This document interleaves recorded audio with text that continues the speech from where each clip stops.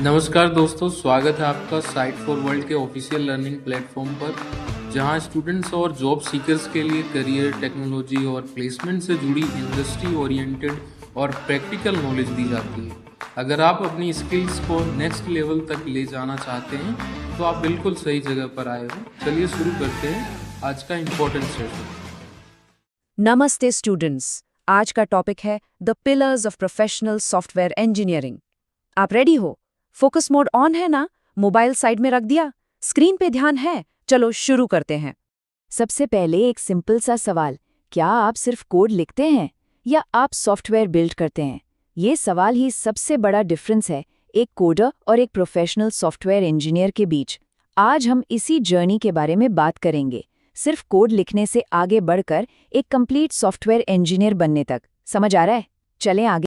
तो चलिए देखते हैं हमारा रोड मैप। हम शुरू करेंगे कोडर से इंजीनियर बनने के माइंडसेट को समझने से। उसके बाद हम प्रोफेशनल इंजीनियरिंग के 4 मेन पिलर्स को डिटेल में समझेंगे: user experience, data safety, real world testing और सिस्टम हेल्थ। और आखिर में आपको मिलेगा आपका अपना प्रो डेवलपर ब्लूप्रिंट। तो पहला और सबसे ज़रूरी कदम है माइंडसेट। देखो, कोडिंग एक स्किल है जो कोई भी सीख सकता है, लेकिन सॉफ्टवेयर इंजीनियरिंग एक डिसिप्लिन है। ये सिर्फ कोड की लाइन से आगे, बहुत आगे सोचने के बारे में है। जैसा कि आप यहाँ देख सकते हैं, मेन फर्क फोकस का है। एक कोडर फंक्शनल कोड लिखने पर ध्यान देता है ताकि जो सामने प्रॉब्लम है वो सॉल्व हो जाए। वहीं एक सॉफ्टवेयर इंजीनियर एक रोबस्ट और रिलायबल सिस्टम बनाता है। वो सिर्फ कोड के बारे में नहीं, बल्कि यूजर्स उससे कैसे इंटरैक्ट करेंगे, डेटा कैसे प्रोटेक्ट होगा और ओवरऑल परफॉर्मेंस कैसी रहेगी, इन सब के बारे में सोचता है। एक इंजीनियर फ्यूचर के बारे में सोचता है, ये सिस्टम स्केल कैसे करेगा, इसको मेंटेन करना कितना आसान होगा। लॉजिक समझ आया या सिर्फ देख रहे हो? यही है वो माइंडसेट शिफ्ट। अब आते हैं हमारे पहले पिलर पर, द यूजर एक्सपीरियंस यानी यूएक्स। ये एक सिंपल लेकिन बहुत गहरी बात है। हम सॉफ्टवेयर इंसानों के लिए बनाते हैं, मशीन्स के लिए नहीं। इसलिए उनका एक्सपीरियंस, उनका अनुभव सबसे ज्यादा मायने रखता है। यूएक्स के अंदर एक खास टर्म है एंटरप्राइज यूएक्स। इसका मतलब है उन एप्लीकेशंस का यूजर एक्सपीरियंस जो कंपनीज अपने इंटरनल बिजनेस प्रोसेसेस को ऑटोमेट करने और एम्प्लॉय की परफॉर्मेंस बढ़ाने के लिए यूज करती हैं। ये कंज्यूमर ऐप्स जैसे स्विगी या इंस्टाग्राम से अलग है, क्योंकि यहाँ यूजर्स प्रोफेशनल्स हैं जो स्पेसिफिक और अक्सर काफी कॉम्प्लेक्स काम कर रहे हैं। और अगर यूएक्स को इग्नोर किया तो इस स्लाइड पर देखिए इसके नुकसान। बैड यूएक्स से इनएफिशिएंसी बढ़ती है, जिससे कंपनी की कॉस्ट बढ़ जाती है। प्रोजेक्ट्स के डेडलाइंस मिस होते हैं। एम्प्लॉयज बार बार सपोर्ट टीम को कॉल करते हैं, जिससे सपोर्ट कॉस्ट बढ़ती है। और सबसे इम्पॉर्टेंट, एम्प्लॉयज का मोटिवेशन गिर जाता है और उन्हें ट्रेन करने में भी ज्यादा पैसा लगता है। ये सब रियल बिजनेस इम्पैक्ट है। ध्यान से सुन रहे हो? ये बहुत जरूरी है। तो अच्छा यूएक्स बनाएं कैसे? यहाँ कुछ गाइडिंग प्रिंसिपल्स हैं। हमेशा बिजनेस गोल्स को ध्यान में रखो। इंटरफेस यूजर के लिए इंट्यूटिव यानी एकदम आसान होना चाहिए। एप्लीकेशन को कंपनी के एक्चुअल वर्कफ्लो के हिसाब से डिजाइन करो। लगातार टेस्टिंग और इंप्रूवमेंट्स करते रहो। और एक क्रूशल पॉइंट, जो डिजाइन पैटर्न्स लोग पहले से जानते हैं उन्हें री-इन्वेंट मत करो। फॉर एग्जाम्पल, यूजर्स एक्सपेक्ट करते हैं कि एरर लाल रंग में होगा और लिंक्स नीले रंग में। इन कन्वेंशंस को फॉलो करो। इसको नोट किया? चलो आगे बढ़ते हैं। अब आते हैं हमारे दूसरे और बहुत इंपॉर्टेंट पिलर पर, द डेटा सेफ्टी नेट। किसी भी बिजनेस के लिए डेटा उसके सबसे वैल्यूएबल एसेट्स में से एक है। इसे प्रोटेक्ट करना एक इंजीनियर की टॉप प्रायोरिटी है। एक सेकंड के लिए इसके असर के बारे में सोचिए। अगर आपके क्लाइंट का सारा डेटा गलती से डिलीट हो जाए तो क्या होगा? ये सिर्फ एक टेक्निकल प्रॉब्लम नहीं है, ये एक बिजनेस डिजास्टर है। कंपनी की रेपुटेशन, क्लाइंट का ट्रस्ट और आखिर में फाइनेंशियल लॉस, सब कुछ दांव पर लग जाता है। आप सीरियसली सीख रहे हो या टाइम पास? इस सिचुएशन की गंभीरता को समझना बहुत जरूरी है।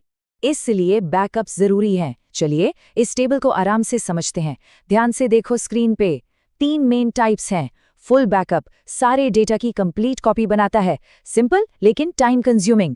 रीस्टोर करना सबसे आसान है। इंक्रीमेंटल बैकअप सिर्फ पिछले किसी भी बैकअप के बाद हुए चेंजेस को कॉपी करता है।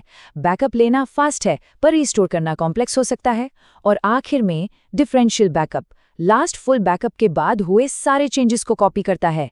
रीस्टोर करना इंक्रीमेंटल से आसान है। स्पीड ठीक है या फास्ट लग रहा है? अब देखते हैं प्रैक्टिकली ये कैसा दिख सकता है। ये एक बहुत कॉमन वीकली स्ट्रैटेजी है। ध्यान से देखना, स्टेप बाय स्टेप बता रहा हूँ। आप संडे को एक फुल बैकअप से शुरू करते हैं, फिर मंडे से सैटरडे तक रोज एक डिफरेंशियल बैकअप लेते हैं। इसका फायदा, डेली बैकअप्स फास्ट रहते हैं और अगर रिस्टोर करना पड़ा तो आपको सिर्फ संडे का फुल बैकअप और लेटेस्ट डिफरेंशियल बैकअप चाहिए होगा। सिंपल और इफेक्टिव। अब वीडियो पॉज करो और ट्राई करो, मतलब सोचो कि ऐसी स्ट्रैटेजी आपके अपने प्रोजेक्ट्स के लिए कैसी दिखेगी। सिर्फ देखने से याद नहीं रहेगा।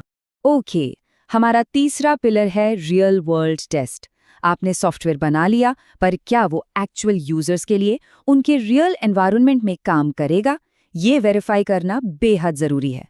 रेडी हो नेक्स्ट स्टेप के लिए? इसके लिए होता है यूजर एक्सेप्टेंस टेस्टिंग या यूएटी।